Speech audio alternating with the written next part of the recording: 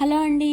Present ట్రెండింగ్లో ఉన్న ఈ స్లీవ్స్ అనేవి ఎలా కట్ చేసుకోవాలి, ఎలా స్టిచ్ చేసుకోవాలి అనేది ఈ వీడియోలో అయితే మీకు నీట్గా ఎక్స్ప్లెయిన్ అయితే చేశానండి. క్లారిటీగా మీకు అర్థమయ్యే విధంగా పైన రిఫరెన్స్ పిక్ చూపిస్తాను చూడండి. ఆ పిక్లో ఉన్న విధంగా అయితే మనం ఈ హ్యాండ్స్ అనేది స్టిచ్ చేసుకున్నాము. ఇదిగోండి చూడండి, కట్ వర్క్ కూడా ఇక్కడ వచ్చేసి మనం సేమ్ కలర్ క్లాత్ అయినా వేసుకోవచ్చు, లేదంటే ఇది వచ్చేసి బాటమ్ క్లాత్ అండి, ప్యాంట్ క్లాత్ని నేను ఇక్కడ కట్ వర్క్ దగ్గర ఇలా ప్యాచ్ లాగా మనకి కట్ వర్క్ వచ్చేటట్టు డిజైన్ అయితే చేశాను. కొంచెం డిఫరెంట్గా ఉండిద్దని చెప్పి, అదే సేమ్ కలర్ క్లాత్ వేస్తే మనకు అంత బాగా కనిపించదు కదా, లుక్ కూడా అంత బాగుండదని చెప్పి నేను ఇలాగ ప్యాంట్ కలర్ క్లాత్ అయితే తీసుకుని డిజైన్ అయితే చేశాను. ఇప్పుడు ఈ హ్యాండ్స్ అనేవి మనం సింపుల్గా ఎలా కట్ చేసుకుని ఎలా స్టిచ్ చేసుకోవాలనేది మీకు ఈజీగా అర్థమయ్యేటట్లు చెప్పేస్తాను. ఈ వీడియో కనుక మీకు నచ్చితే లైక్ చేయండి, అలాగే మీ ఫ్రెండ్స్కి ఎవరికన్నా ఈ వీడియో యూజ్ అయ్యిద్ది అని అనిపిస్తే ఈ వీడియోని అయితే షేర్ చేయండి. ఇప్పుడు వచ్చేసి కటింగ్లోకి వెళ్ళిపోదాం. ఇది వచ్చేసి కాటన్ క్లాత్ అండి, మెయిన్ ఫ్యాబ్రిక్. అలాగే లైనింగ్ కూడా కాటన్తో తీసుకున్నాను. రెండు కాటనే కాబట్టి మనం తడిపి ఆరబెట్టాల్సిన అవసరం ఏం లేదు. ఫస్ట్ వచ్చేసి ఇలా ఎడ్జెస్ అనేవి సమానంగా ఉండటం కోసం ఒక లైన్ తీసుకున్నాను. ఫస్ట్ ఫోల్డింగ్ ఇలా వేసాను, కాకపోతే లెంత్ సరిపోలేదు. పైన కొంచెం పఫ్ లాగా రావడం కోసం కొంచెం క్లాత్ అయితే యాడ్ చేయాలి కదా, అక్కడ లెంత్ సరిపోలేదు. అందుకని చెప్పి మళ్ళీ ఫోల్డింగ్ అయితే మార్చానండి. ఫస్ట్ ఇలా పెట్టుకుని మార్కింగ్ వేసాను. తర్వాత లెంత్ సరిపోదని చెప్పి మళ్ళీ ఫోల్డింగ్ అనేది మార్చాను. అలా ఫోల్డింగ్ మారిస్తే అతుకులు అనేవి పడతాయి. ఇలా అయితే అతుకులు పడదు, కాకపోతే అతుకులు పడినా కూడా మనకి క్లాత్ లెంత్ కావాలి కదా ముందు, హ్యాండ్ లెంత్. అందుకని చెప్పి మళ్ళీ తీసేసాను. చూసాను చూడండి, అందుకే కొంచెంసేపు ఆలోచించాను.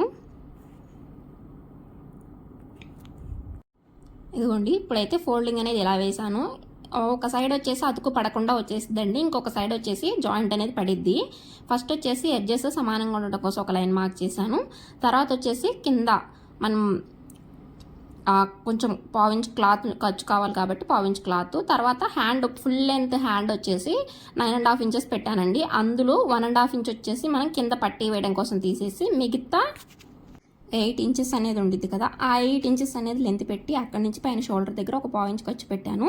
అలాగే ఇటు సైడ్ మన వైపు ఫోల్డింగ్ వైపు నుంచి ఒక 2 ఇంచులు అయితే కుచ్చులు పెట్టుకోవడం కోసం అనేది వదిలాను. హ్యాండ్ లూజ్ వచ్చేసి 5.5, అలాగే ఖర్చు కోసం 2 ఇంచులు. ఇక్కడ పైన వచ్చేసి నార్మల్గా హ్యాండ్ అనేది మార్క్ చేశాను. ఆర్మ్ లూజ్ వచ్చేసి 8.5 అండి, 2 ఇంచులు ఖర్చు కోసం మార్క్ చేశాను. అలాగే పైన కొంచెం పఫ్ లాగా రావడం కోసం అనేసి 1.5 ఇంచ్ అనేది లెంత్ పెట్టుకుని ఇలాగ నార్మల్ హ్యాండ్లోకి అయితే కరువు లాగా ఇలా తిప్పేసాను చూడండి. మన రాసి బుట్ట హ్యాండ్స్కి ఎలా మార్క్ చేసుకుంటాం అలాగా, కాకపోతే లెంత్ అనేది తక్కువ పెట్టుకున్నాను. లెంత్ తక్కువ పెట్టుకుంటే పఫ్ కొంచెం తక్కువగా లేసిద్ది, బాగా ఎక్కువగా లేవాలంటే కొంచెం లెంత్ ఎక్కువ పెట్టుకుంటే బాగా ఎక్కువగా లేసిద్ది పఫ్ అనేది. అలాగే ఇలా హ్యాండ్ అనేది కట్ చేసుకున్నాను నీట్గా, చూసారా. ఇదిగోండి, ఒక సైడ్ వచ్చేసి మనకి అతుకులే పడవది, లైనింగ్ కాబట్టి అతుకులు మనకి లోపల సైడ్ ఎంత లెంత్ పడినా పర్వాలేదు. మెయిన్ ఫ్యాబ్రిక్ అయితే ఇలా వేసుకోను. ఇదిగోండి, మెయిన్ ఫ్యాబ్రిక్ అయితే ఇది. దీనికి ఇలాగైతే ఫోల్డింగ్ వేసేసి హ్యాండ్స్ అయితే కట్ చేసుకుంటున్నాను. కింద క్లాత్ పట్టి పడే క్లాత్ వచ్చేసి ప్యాంట్ క్లాత్ అండి, అది వచ్చేసి బ్లూ కలర్లో వచ్చింది. నేను ఆ క్లాత్ని కింద పట్టీలాగా యూజ్ చేశాను. ఆ పట్టీలాగా యూజ్ చేశాను కాబట్టి హ్యాండ్కి అంత లుక్ వచ్చిందని చెప్పి నాకు అనిపించింది. నిజంగా హ్యాండ్స్ అయితే నాకు బాగా నచ్చినాయి, ఎందుకంటే మనం రెగ్యులర్గా సేమ్ ఇదే క్లాత్ని అయితే నేను యూజ్ చేశాను అనుకోండి, కింద పట్టి కట్ వర్క్ తిప్పే దగ్గర కూడా అదే సేమ్ ఈ టాప్ క్లాత్ యూజ్ చేస్తే మనకంత లుక్ అనేది రాదు. బాటమ్ క్లాత్ని యూజ్ చేశాను కాబట్టి లుక్ అనేది బాగా కనిపించింది. టాప్ క్లాత్ యూజ్ చేశాను అనుకోండి, దాంట్లో కలిసిపోయిద్ది. ఆ డిజైన్ కూడా కొంచెం ఎక్కువగా వచ్చింది కదా, అందుకని దాంట్లో కలిసిపోయిద్ది. ఇదిగోండి, ఇప్పుడు వచ్చేసి క్యాన్వాస్ పేపర్ అనేది తీసుకున్నాను దీనికి నేను. ఈ క్యాన్వాస్ పేపర్ని ఇలాగ మన హ్యాండ్ లెంత్ ఎంత ఉంది, ఖర్చుతో కలిపి ఎంత లెంత్ తీసుకున్నామో అంత లెంత్ అయితే తీసుకుని పైన కొంచెం ఎడ్జెస్ సమానంగా ఉండడం కోసం ఒక లైన్ అయితే మార్క్ చేసుకోండి, లేకపోతే ఒక 1/4 ఇంచ్ అంత లెంత్తో ఒక లైన్ మార్క్ చేసుకోండి. అక్కడి నుంచి 3/4 ఇంచ్ అయితే మార్క్ చేశాను చూడండి, నేను 3/4 ఇంచ్ పెట్టుకుంటున్నాను. టేప్తో ఒక 3/4 ఇంచ్ అంతా మనం ఫస్ట్ లైన్ మార్క్ చేసిన దగ్గర నుంచి ఒక 3/4 ఇంచ్ అంతా లెంత్ అయితే మార్క్ చేసుకోండి. మార్క్ చేసుకొని ఇక్కడ ఇలా లైన్ అయితే మార్క్ చేయండి. ఇదిగోండి, లైన్ అనేది ఇక్కడ ఇలా మార్క్ చేసుకోండి. ఇలా మార్క్ చేసుకున్న తర్వాత ఇదిగోండి, ఇది వచ్చేసి 1.5 ఇంచ్ అండి. మనం కట్ వర్క్కి లెంత్ మార్క్ చేసుకుంటాం కదా, ఈ కట్ వర్క్ లెంత్ విడ్త్. ఇప్పుడు నేను కట్ వర్క్ లెంత్ వచ్చేసి 3/4 ఇంచ్ లెంత్ పెట్టాను. కట్ వర్క్ విడ్త్ వచ్చేసి చూసారా రౌండ్గా 1.5 సర్కిల్ అనేది కట్ చేసుకున్నాను. అది కట్ వర్క్ లెంత్ అనమాట. Sorry, cut work width. Length వచ్చేసి 3/4 ఇంచ్ లెంత్ అయితే పెట్టుకున్నాను. యాక్చువల్గా కట్ వర్క్ లెంత్ ఎక్కువ శాతం 1/2 ఇంచే పెట్టుకుంటారు. హ్యాండ్స్కి వచ్చేసి మనం 3/4 ఇంచ్ పెట్టుకోవచ్చు.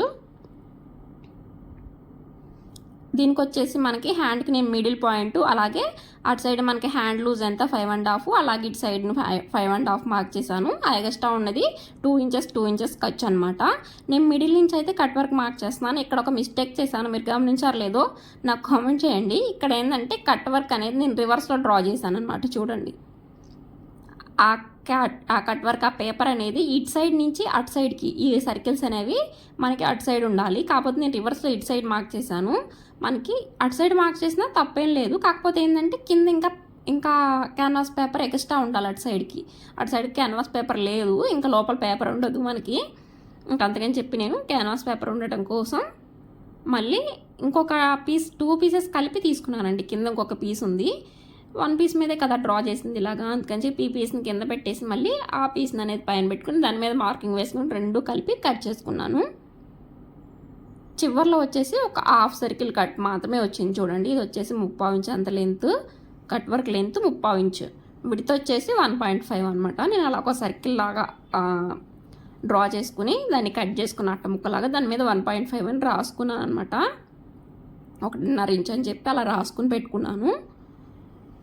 ఇప్పుడు చూసుకున్నాను నేను, ఇది ఎందుకు కట్ వర్క్ ఏంది ఇలా రివర్స్ వచ్చేసింది అని చెప్పి ఇప్పుడు చూసుకున్నాను అనమాట. ఇంకా చేసేదేం లేక దాన్ని మళ్ళీ ఇలా పైన పెట్టేసేసుకుని ఇప్పుడు మళ్ళీ డ్రా చేసుకున్నాను అనమాట. కట్ వర్క్స్ అనేది సేమ్ మనం కింద ఎలా అయితే లైన్స్ అనేవి డ్రా చేసుకున్నానో అదే లైన్స్ మీద లైన్స్ అనేవి డ్రా చేసేసాను. ఇక్కడ క్యాన్వాస్ పేపర్ వచ్చేసి మిడిల్లో నేను పైన కనిపిస్తుంది కదా, దానికి మిడిల్లో జాయింట్ అనేది ఉంది. ఎందుకు అలా జాయింట్ ఉందంటే క్యాన్వాస్ పేపర్ లేదు, అయిపోయింది. చివర్లో కొద్దిగా ఉంది. ఇంకా లెంత్ సరిపోకపోతే నేను ఈ క్యాన్వాస్ పేపర్ని చిన్నగా ఉన్నదాన్ని ఇలాగ మిడిల్లోకి జాయింట్ చేసుకుని లెంత్ పెంచుకున్నాను అనమాట కొంచెం. ఇదిగోండి, మిడిల్ పాయింట్ నుంచి పెట్టుకోండి.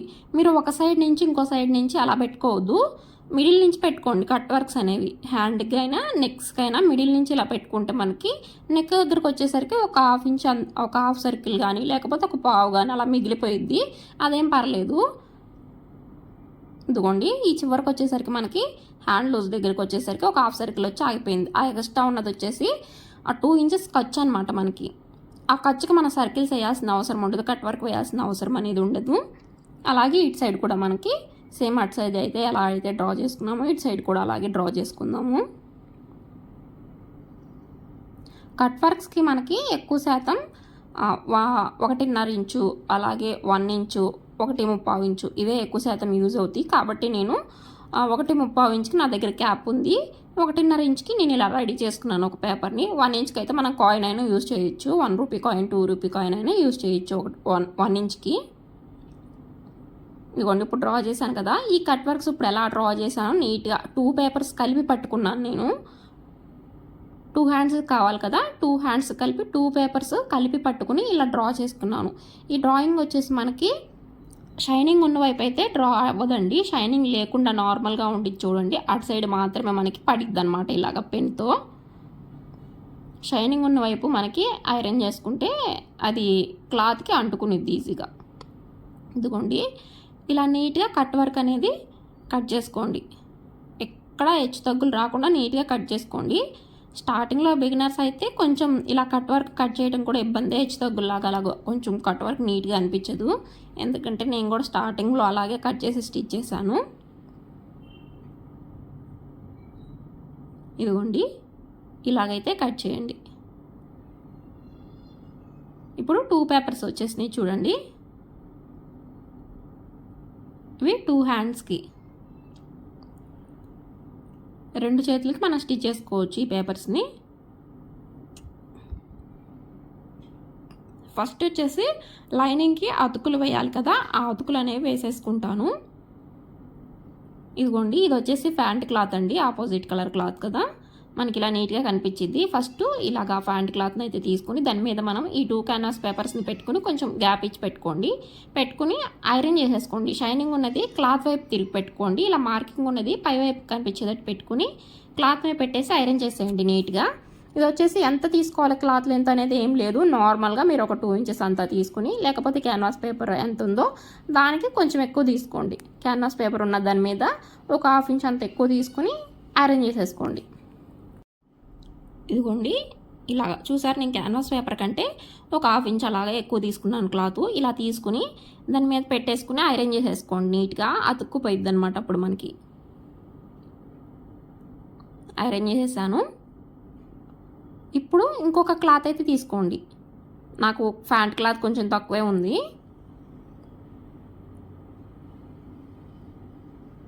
ఇప్పుడు వచ్చేసి ఇంకో క్లాత్ తీసుకోండి.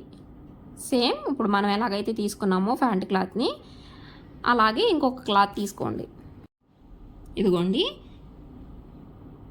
ఇలాగైతే పెట్టేసుకుని ఆ క్లాత్ ఎలా ఉందో అలా కట్ చేసేసుకోండి. ఇప్పుడు 2 పీసెస్కి కూడా ఇలాగే కట్ చేసుకోండి.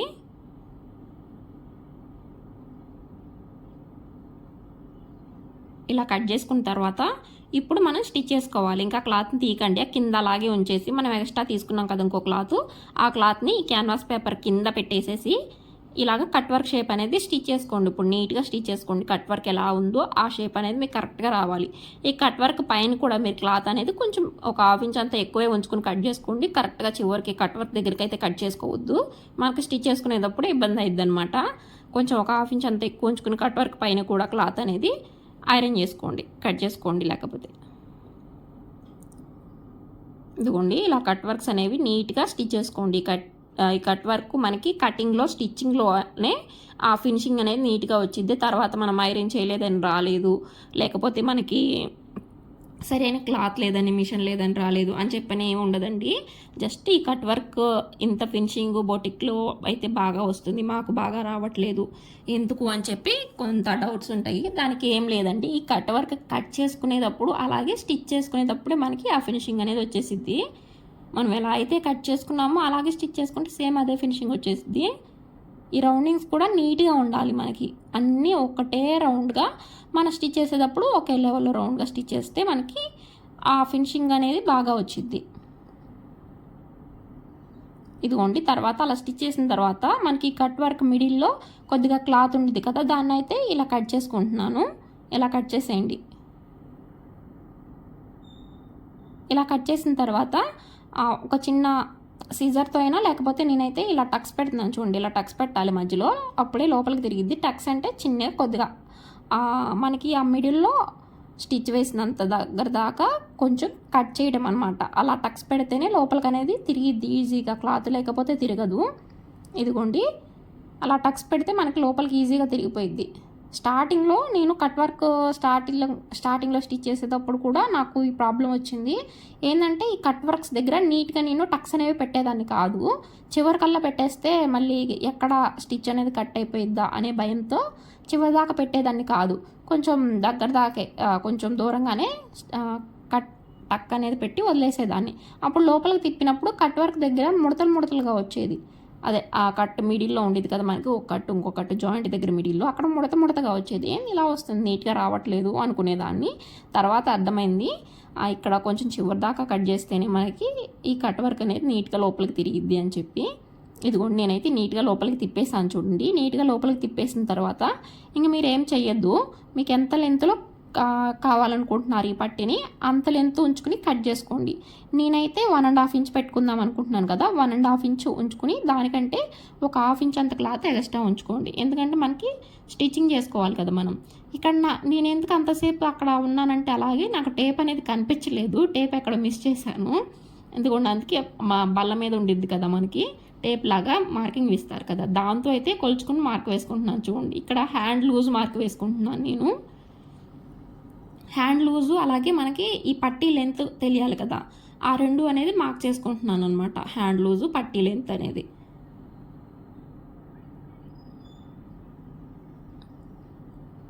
ఇది కంపల్సరీ హ్యాండ్స్కి లేకపోయినా కానీ టేపు చివరిలో టాప్ అనేది స్టిచ్ చేసేటప్పుడు కంపల్సరీ టేప్ అనేది కావాలి. దాన్ని ఎక్కడో ఎక్కడ మిస్ చేశానో కూడా నాకు చివరి దాకా కనిపించలేదండి. డ్రెస్సు స్టిచ్చింగ్ అయిపోయే చివరి సైడ్ జాయింట్ వేసేదాకా ఆ టేప్ కనిపించలేదు. ఏమైందంటే ఈ మధ్యలో కొరియర్ అబ్బాయి ఒక అబ్బాయి వచ్చాడు. వస్తే నేను డెలివరీ తీసుకోవడానికి వెళ్ళి తీసుకుని వచ్చేసాను. వచ్చిన తర్వాత టేప్ కూడా తీసుకెళ్ళాను కిందకి, తీసుకెళ్ళి అక్కడే బయట పడేసి వచ్చాను నేను. బయటకు పడేసి వచ్చేసి ఇంకా ఇల్లంతా వెతుకుతున్నాను, పైన కింద ఎక్కడా కనిపించలేదు. ఇంకా చివర్లో ఇంకా లాభం లేదు, అక్కడెక్కడ పడేసానే అని చెప్పి మళ్ళీ వెళ్ళి చూస్తే అక్కడే ఉంది. అప్పుడు చివర్లో కనిపించింది టేపు, నాకు ఎక్కడ కనిపించలేదు ఇంకో. ఇదిగోండి ఈ హ్యాండ్స్కి వచ్చేసి మనం ఇప్పుడు ఇక్కడ జాయింట్ అనేది వేస్తాను చూడండి. నేను ఒక హ్యాండ్ అయితే చూపిస్తాను ఎలా స్టిచ్ చేసుకోవాలి అనేది, ఇంకో హ్యాండ్ కూడా మీరు సేమ్ అలాగే స్టిచ్ చేసుకుంటే సరిపోయిద్ది. ఫస్ట్ వచ్చేసి దీనికైతే అతుకులు వేసుకుందాం మనం. ఇది సరిపోదు, ఇంకొంచెం విడత ఎక్కువ ఉండేదైతే సరిపోయిద్ది.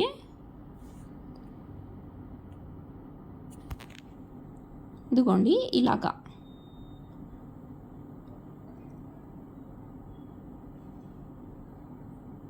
ఇలా పెట్టేసేసుకుని జాయింట్ అయితే చేసేసేయండి. ఇదిగోండి ఇలా జాయింట్ చేసిన తర్వాత హ్యాండ్ అనేది హెచ్చు తగ్గు లేకుండా మనం ఎక్స్ట్రా జాయింట్ చేసిన క్లాత్ని ఇలా కట్ చేసుకోవాలి. ఇలా ఫోల్డింగ్ వేసుకుని ఇలా నీట్గా కట్ చేసుకోండి ఒక హ్యాండ్ని. సేమ్ అదేవిధంగా ఇంకో హ్యాండ్ని కూడా కట్ చేసుకోండి. నేనైతే లోతు తీయలేదు, ఇంకా ఈ హ్యాండ్ని కూడా అలాగే జాయింట్ చేసుకుని 2 హ్యాండ్స్కి లోతు తీస్తాను. నేను దీనికి హ్యాండ్స్కి ఎప్పుడు లోతు తీసానంటే ఆ టాప్కి జాయింట్ చేసేటప్పుడు లోతు అనేది తీసాను. ఇప్పుడు ఈ లైనింగ్ని మెయిన్ ఫ్యాబ్రిక్ అనేది జాయిన్ చేస్తున్నాను రాంగ్ సైడ్ పెట్టేసేసి. రాంగ్ సైడ్ నుంచి రైట్ సైడ్కి తిప్పడం అలాంటిది ఏం లేదండి, జస్ట్ రాంగ్ సైడ్ పెట్టేసేసి నేను ఇలాగైతే జాయిన్ చేసేస్తున్నాను. ఇక్కడ ఏమైందంటే నేను పైపింగ్ వేస్తానికి అటు సైడ్కి అనేది పాదం అనేది కొంచెం జరిపాను, దాన్ని నార్మల్గా జరుపుకుంటున్నాను. మళ్ళీ ఇక్కడ థ్రెడ్ అయిపోయింది. ఇదిగోండి ఇలా నీట్గా జాయిన్ చేసేసేయండి మెయిన్ ఫ్యాబ్రిక్కి. రాంగ్ సైడ్ని పెట్టేసేసి లైనింగ్ని ఇలా చుట్టూ జాయిన్ చేసేసి ఎక్స్ట్రా ఉన్న మెయిన్ ఫ్యాబ్రిక్ క్లాత్ అంతా నీట్గా కట్ చేసేసుకోండి. ఇలాగా ఇలా కట్ చేసుకుని ఇప్పుడు మనం కుచ్చులు అనేవి పెట్టుకోవాలి దీనికి. ఫ్రిల్స్ అవి కూడా నేను చిన్న చిన్నవి పెట్టాను, మనకి రెడీమేడ్లో స్మాల్గా చిన్న చిన్నగా ఎలా వస్తాయి ఆ ఫ్రిల్స్ అనేవి పెట్టాను. మనకి రిఫరెన్స్ పిక్లో ఎలాగైతే అంటే వాళ్ళు పిక్ ఇవ్వలేదు, నేను అది చూస్ చేసుకున్నాను అనమాట. ఇలాగ స్టిచ్ చేద్దామని చెప్పి వాళ్ళు వేరే అయితే డిజైన్ చూపించారు. ఈ టాప్ ఫ్యాబ్రిక్లో అంత అది డిజైన్ రాదు, క్లాత్ తక్కువ ఉంది అని చెప్తే సరే నీకు నచ్చిన డిజైన్ ఏదో ఒకటి పెట్టేసి అని చెప్పారు. అందుకని చెప్పి నేను ఇలాగా ఈ డిజైన్కి అయితే కొంచెం తక్కువ క్లాతే పెట్టింది కాబట్టి ఈ డిజైన్ సెలెక్ట్ చేసుకున్నాను.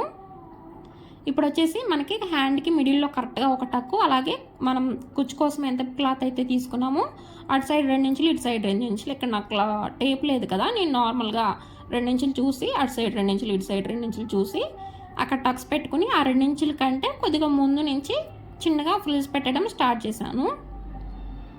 ఇదిగోండి ఇలా చిన్న చిన్న ఫ్రిల్స్ పెట్టుకోండి. చూసారా ఇలా కింద పెట్టిన తర్వాత అలాగే పైన కూడా మిడిల్లో ఒక టక్ పెట్టుకోండి.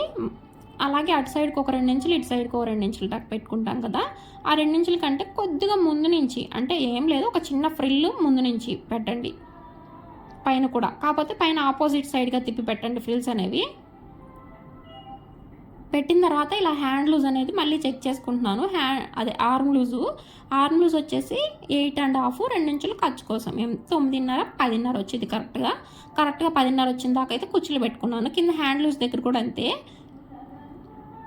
ఇదిగోండి ఇప్పుడు ఈ పట్టీని అనేది మనం దీనికి జాయిన్ చేసుకుంటే మనకి హ్యాండ్ అనేది ప్రిపేర్ అయిపోయినట్టే. దీనికి మిడిల్లో అయితే ఇలా మార్క్ చేసుకోండి, అలాగే ఈ పట్టీ కూడా మిడిల్లో మార్క్ చేసుకోండి. చేసుకున్న తర్వాత ఇలా దీని మీద పెట్టేసేసుకుని ఇలా స్టిచ్ చేసుకుంటూ వెళ్ళండి. మనకి చూస్తాకి ఇంత పెద్ద డిజైన్ కష్టమేమో అనిపించింది, లేదండి చాలా ఈజీగా సింపుల్గా స్టిచ్ చేసేసుకోవచ్చు. తర్వాత ఇలా లోపల సైడ్కి తిప్పేసేసి ఫోల్డింగ్ చేసి లోపల క్లాత్ ఉంది కదా ఎక్స్ట్రా క్లాత్, దాన్ని ఫోల్డింగ్ చేసి స్టిచ్ చేసుకుంటే సరిపోయింది. మనం ఈ పట్టీ కొంచెం పెద్దగా అయినా పెట్టుకొని స్టిచ్ చేసుకోవచ్చు. నాకు క్లాత్ లేదు కాబట్టి నేను చిన్నగా 1.5 ఇంచులోనే స్టిచ్ చేశాను. ఇదిగోండి ఇలా మన షేప్ బ్లౌజ్కి స్టేప్ పట్టి ఎలా అయితే ఫోల్డింగ్ చేసి స్టిచ్ చేస్తామో ఇది కూడా అంతే. ఇలా ఎక్స్ట్రా ఉన్న క్లాత్ని ఇలా లోపలికి ఫోల్డ్ చేసి స్టిచ్ చేసుకుంటూ వెళ్తే మనకి హ్యాండ్ అనేది రెడీ అయిపోయినట్టు. ఈ రెడీ అయిపోయిన హ్యాండ్ని మనం టాప్కి అనేది జాయిన్ చేసుకోవచ్చు. చూసారా ఎంత ఈజీగా మనం ఈ హ్యాండ్ అనేది స్టిచ్ చేసేసాము. ఈ కింద పెట్టుకునే పట్టీ వచ్చేసి మనం కొంచెం లెంత్గా కూడా పెట్టుకోవచ్చు, 2 ఇంచెస్ 2.5 ఇంచ్ అంత లెంత్ కూడా పెట్టుకోవచ్చు. నా దగ్గర క్లాత్ తక్కువ ఉంది కాబట్టి 1.5లో పెట్టాను. చూసారా మనకి ఎంత సింపుల్గా డిజైనర్ హ్యాండ్స్ అనేవి రెడీ అయిపోయినాయో.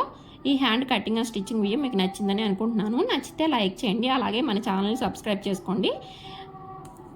బాయ్ బాయ్, నెక్స్ట్ వీడియోలో మళ్ళీ కలుద్దాం.